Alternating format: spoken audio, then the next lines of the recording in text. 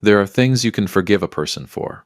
But there is one thing, one particular thing, that my wife did while I was 8 months into an overseas deployment that I couldn't talk myself out of, no matter how hard I tried. Not because I'm bitter, not because I haven't tried to understand it, but because some things, once you see them clearly, cannot be unseen.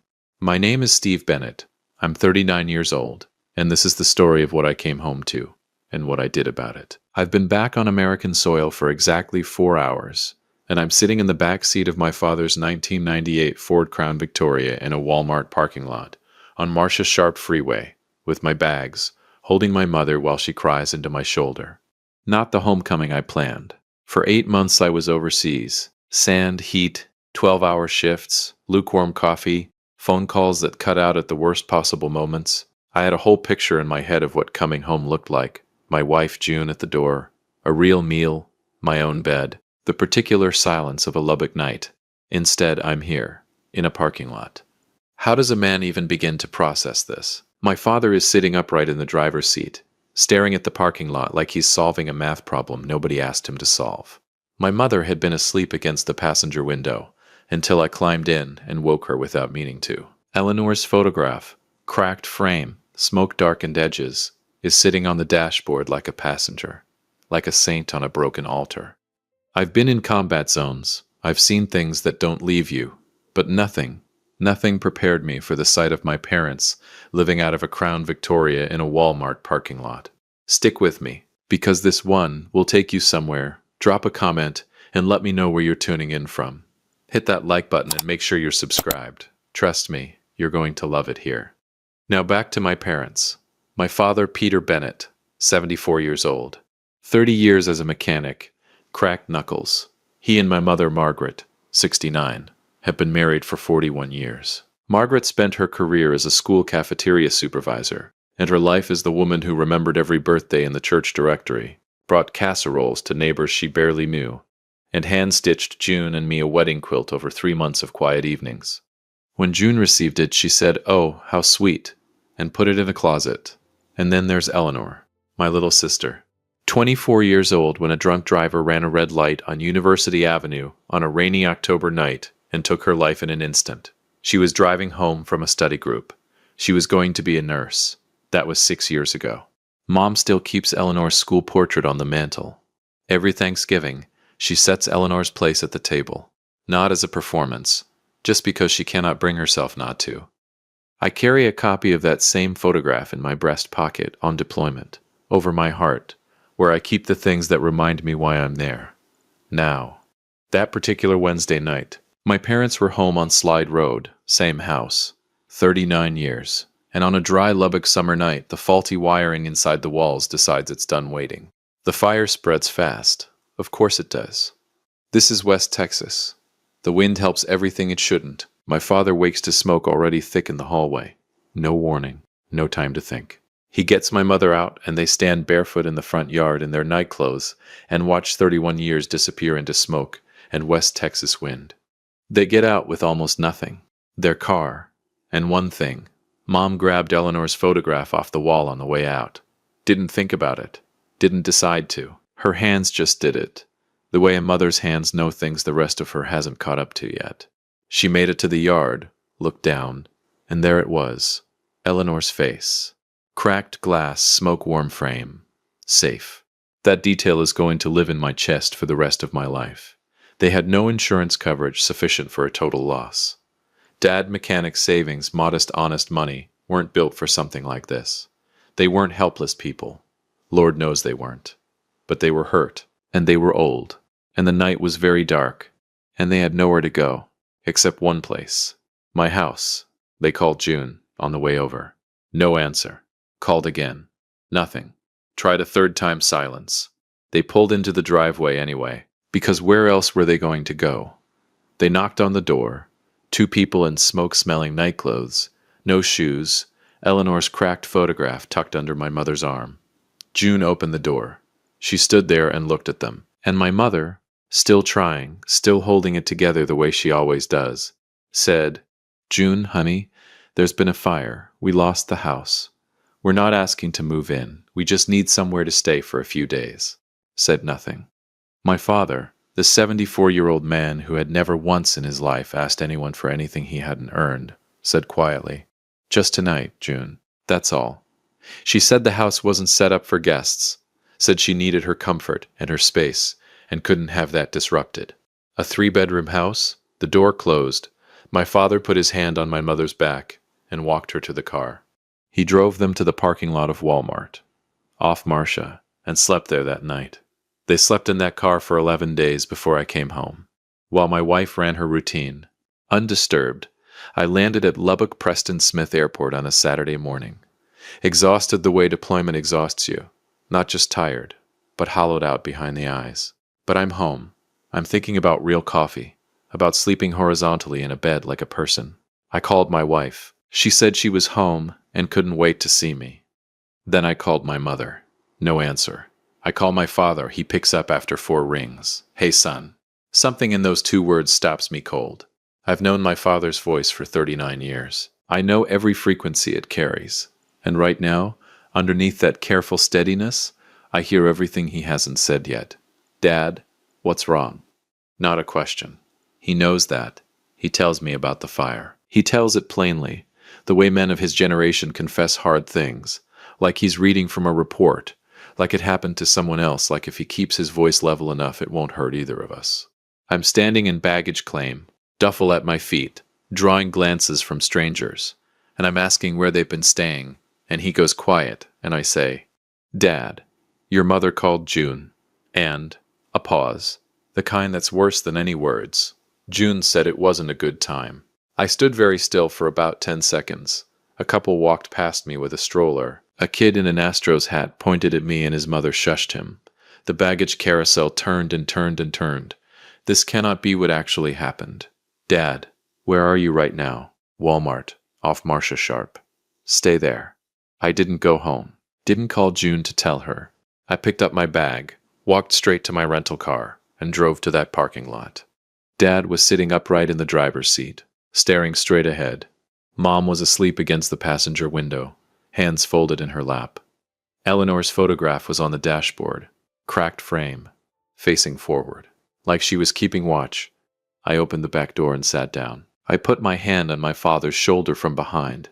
He reached up, without turning around, and covered my hand with both of his. We didn't say a word.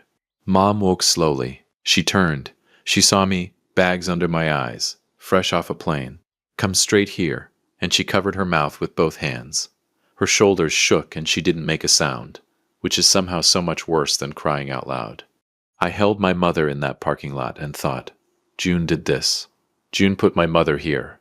I had been home for less than 2 hours. I drove to the house. June was in the living room when I walked in. She looked up from her phone and smiled, actually smiled, and said, "Hey, you're home early." I stood in the doorway of my own house and said, very quietly, "Where are my parents sleeping tonight, June?" The smile adjusted. "Steve, where have they been sleeping?" "Do you? Because from where I'm standing, it looks like my parents have been in a parking lot for 11 days. She set her phone down, crossed her arms, and then she did the thing I was not prepared for. She didn't apologize. She explained, "Steve, I can't just have people move into this house without talking to me first. I need my space. I need my routine. I'm not a caretaker. That's not what I signed up for. One night. And then what? One night becomes a week, becomes a month. These are my parents. I didn't cause the fire, Steve. No, you just left them in a parking lot." She looked at the wall, then back at me. Then she said the line that ended my marriage, though I didn't file the paperwork for another few weeks. "They've had their lives, Steve. I can't be burdened with other people's problems. They're not my parents. They're not my parents. The woman who ate my mother's peach cobbler. The woman my father walked to her car every single time, waiting at the door until her headlights disappeared down the road. The woman who received a hand-stitched quilt that took 3 months to make and called it sweet and put it in a closet.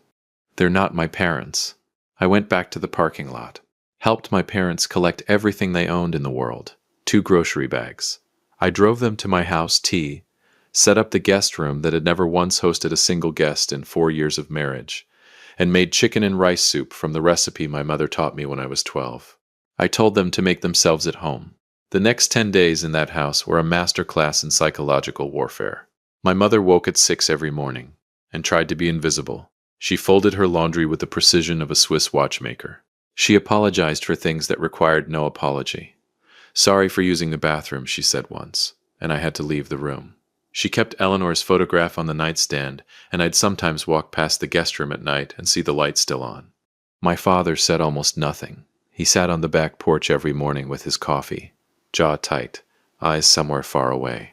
Every time June entered a room, I watched that jaw tighten another half degree. June, meanwhile, had perfected the art of visible suffering. Loud sighs when the TV was on. Pointed comments dressed as observations. "Oh, someone used the good towels, that's fine." Delivered to the ceiling while looking at everyone. 3 to 4 hours a day in the bedroom with the door shut, emerging with the expression of someone enduring a natural disaster with extraordinary grace.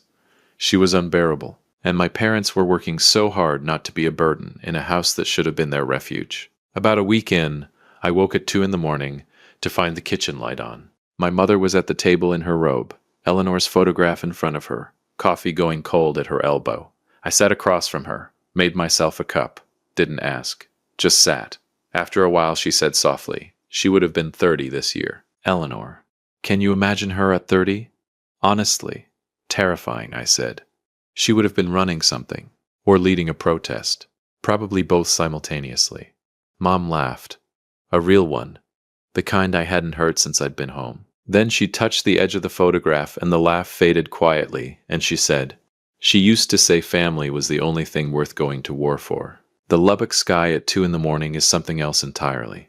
Stars enormous, horizon flat and wide, nothing between you and all of it but air. Somehow that makes everything both bigger and more manageable at the same time."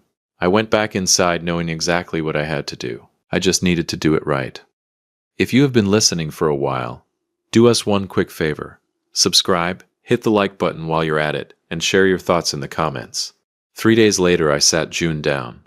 No yelling. I was done with yelling. Yelling felt like giving her something, and I was done giving her things. I sat across from her at the kitchen table, and I spoke the way you speak when the decision is already made and the conversation is just a formality. "I'm not asking you to have been perfect," I said. "I'm not asking you to be someone you're not. But June, my parents loved you, and when they had nowhere to go, you closed the door of my house on them." She started to speak. I kept going. "I've tried to find the version of this where I move past it. I've looked hard. It isn't there, because I don't just know what you did. I know what it means, and I can't unknow that.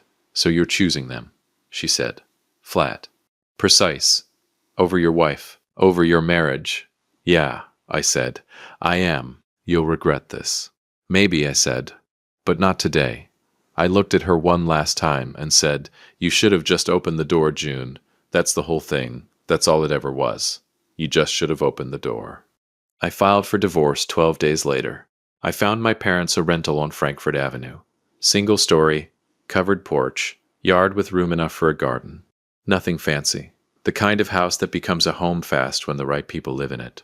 I paid for it. I say it because choosing your family sometimes has a number attached to it, and you pay it without blinking. Mom planted marigolds along the fence line, exactly the way she always did on Slide Road. Dad found a neighbor 2 houses down with a bad transmission and spent a Saturday under his truck in the driveway. When I asked if the neighbor was paying him, he looked at me like I'd spoken in a foreign language. Some people just are who they are. On a Saturday afternoon, about a month in, I helped Dad hang Eleanor's photograph above the fireplace. New frame, simple wood, clean. We'd retired the cracked one, though Mom placed it in a bedroom drawer rather than throw it away. I didn't say anything. I understood. Dad stood with his hands in his pockets and said quietly, "There she is." "There she is," I said. The afternoon light came through the front window and caught the photograph at an angle, and for just a moment Eleanor looked almost luminous up there, present. Like she'd been waiting for us to find the right wall. The divorce was finalized on a Tuesday. I drove to my apartment on and sat in the parking lot for a few minutes. Was I sad? Yeah. Parts of it I grieved. The early parts, when I still thought I was seeing her clearly. Did I regret it? I thought about my mother asleep against the window of that parking lot. I thought about my father reaching back and holding my hand without turning around. No, I did not regret it. I started going to my parents' place most evenings after work. Real food, my mother's kitchen, then Dad and I on the porch with our coffee, watching the Lubbock sun do what only the Lubbock sun can do. The sky goes pink first, then amber, then a deep bruised violet that looks invented. Even on your worst days, even when you've lost your marriage and your parents are starting over, that sky insists on being beautiful. It's almost rude, honestly. About 2 months after the divorce, Dad and I were on that porch on a Thursday evening, coffee cooling in our hands, not saying much. We're both comfortable with quiet, always have been.